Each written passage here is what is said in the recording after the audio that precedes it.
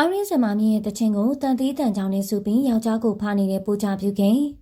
အမတီဖုန်းရဲ့မင်းသမီးကျော်ပိုးချပြုခင်ကတော့ခင်မုန်းဖြစ်သူတထေးကြီးကိုသူဘလောက်ထိချစ်ကြောင်းဖွဲ့နှဲ့ခြင်းတာကြောင့်အာရင်းစင်မာမြင့်ရဲ့လူကြိုက်များကြော်ကြားခဲ့တဲ့အရေးတစ်ခုလိုတခြင်းကိုသူ့ရဲ့တန်သေးတန်ကြောင်နဲ့ဆိုခဲ့ပါတယ်။ပတ်စံရှိရင်ရာရာလုပ်လို့ရတဲ့ဆိုတဲ့ပုံစံနဲ့ MTV တောင်ရိုက်ထားပါသေးတယ်။သူ့အမြင်မှာတော့သူ့ယောက်ျားကိုကျူးကျင်တာကလွယ်ပြီးတခြားဘာရည်ရွယ်ချက်မှမရှိပေမဲ့ပြည်သက်တွေစိတ်ထဲမှာတော့အောင်မြင်ကြော်ကြားခဲ့တဲ့တခြင်းကိုပြက်လို့ဖြက်စီးလုပ်တယ်ဆိုပြီးဝေဖန်တိုက်ခိုက်တာတွေခံနေရပါတယ်